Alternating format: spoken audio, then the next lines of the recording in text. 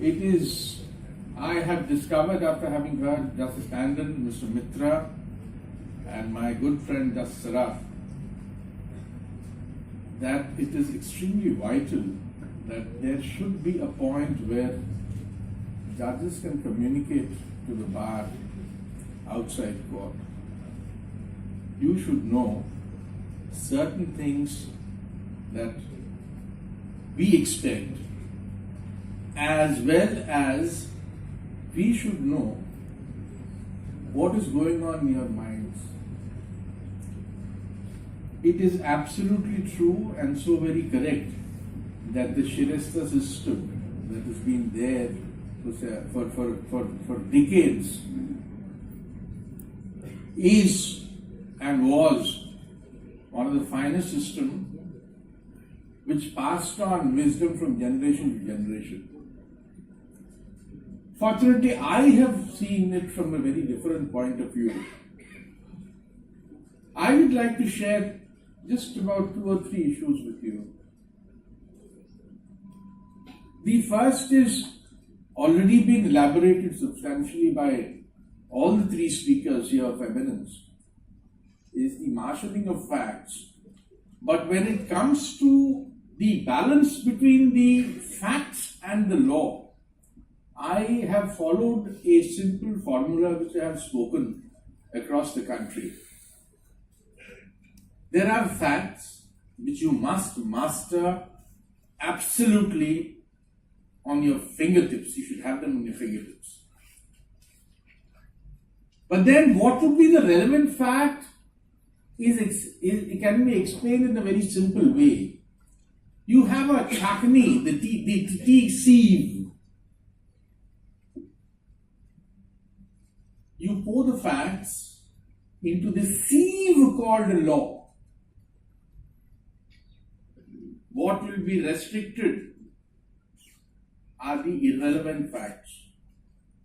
What will come down as a decoction will be what is relevant to the case, whether it is in your favor or the other side's. As our very respectable Mr. Mitra has just said, in the process of doing this, when you know the facts, what is against you and what is for you, you first anticipate what is likely to come against you. In that case, in such a situation, you'd be much, much better prepared to channelize your case and put forward the best shot. So the first conclusion is, put forward your best shot first. You will catch the attention of the judge immediately.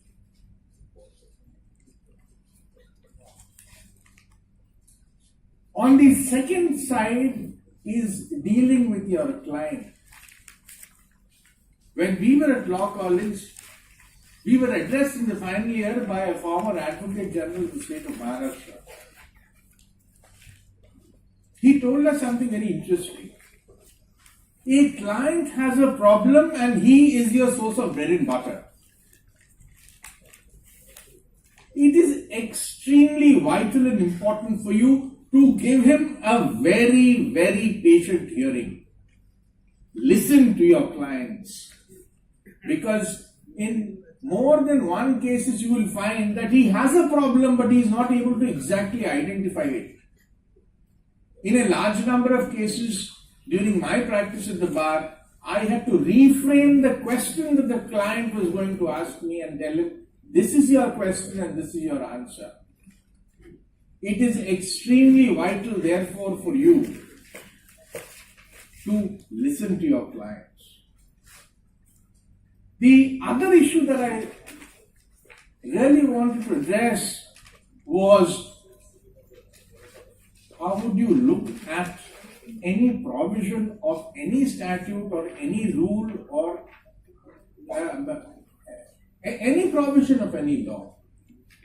The best way to do it is first, rather than jump onto the section, please And I request you and I say, please, once again, read the statement, objects, and purpose behind the Act. Each statute, each law has been framed to address a particular problem in society, a particular issue that will crop up between two private parties or between one private party and a public organization or an individual versus the state. Unless you understand the why behind the statute, you will never be able to appreciate the object and correct interpretation of a section as to where your client stands and where he does not. It is in that, it is after that, that what senior, most respectful senior Mr. Mitra has said, that you will be able to come to a fair and fine conclusion how to put your client's case in the highest pedestal. This is extremely vital for you to understand. There are some indispensable portions of law. Something like the Civil Procedure Code, for those who practice on the civil side. We were taught at one point of time,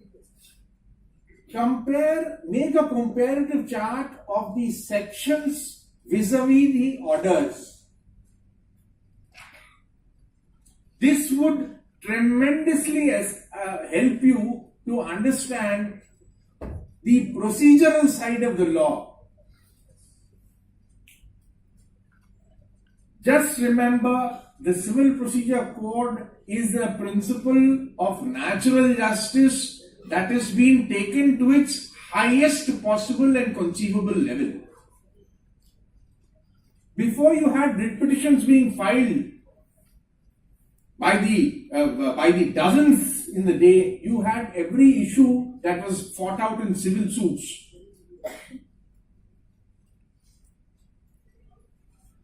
Including issues against the government and for enforcement of fundamental rights.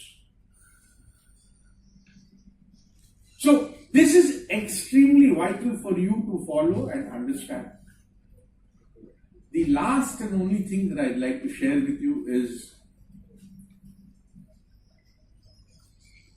it is not wrong to fail.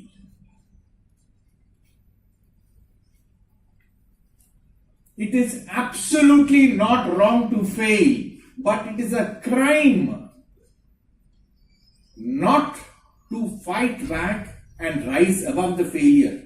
You fail once, try harder next time. You may fail again. Keep trying harder, you will succeed, and that success will be permanent, yours, and can never be taken away from you, and money will run behind you. You will not have to look for money, because there will be solicitors watching, there will be other clients watching, there will be your colleagues watching, there will be other people with cases watching. Never give up, and don't commit the crime of not rising up from defeat. We all have gone through defeats in life. Nobody has been a born successor. The first debate I spoke in, I just shouted into the mic. I didn't know what I said. I am still trying to find out what I had said 30 years ago. It is the ability to think on your feet, which you will acquire in due course. And one simple suggestion I give to a lot of juniors: if you have prepared extremely well on a brief, which you must, the best practice that you can get before you address a court directly is in your own drawing room or your bedroom, where you look in front of a mirror and start arguing. You will see flaws and you will see benefits. And that is a wonderful way of preparation. A lot of my friends have done it, I have done it, and I have never looked back after that. So, my very best to all of you. Let us try and restore the old glory of the Calcutta High Court. It is in your hands. It is in my hands. And one last thing I will tell you before I end is I find on the bench that a large number of juniors, in fact a majority, just come to take time. What you don't realize is you miss a golden opportunity to address God. Say whatever little you can, but at least say it. There is no judge on this side who will dismiss your matter or will decide your matter. If possible, he will try to give you relief. But do not lose the opportunity. I will only give you one example of a gentleman who is now a sitting judge in the Supreme Court. In his younger days, he went to a chamber with a huge amount of work. He used to take away the brief without the knowledge of his senior, fully prepare and address court. Do not lose this opportunity. Because tomorrow, the expectations will be much higher. Today, your mistakes will be part. So, all the very best and thank you very much.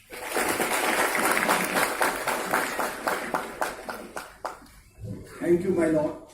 We are really lucky that your lordship committed the mistake of thinking the flower show will be held here. If your lordship had not committed this mistake, we would have deprived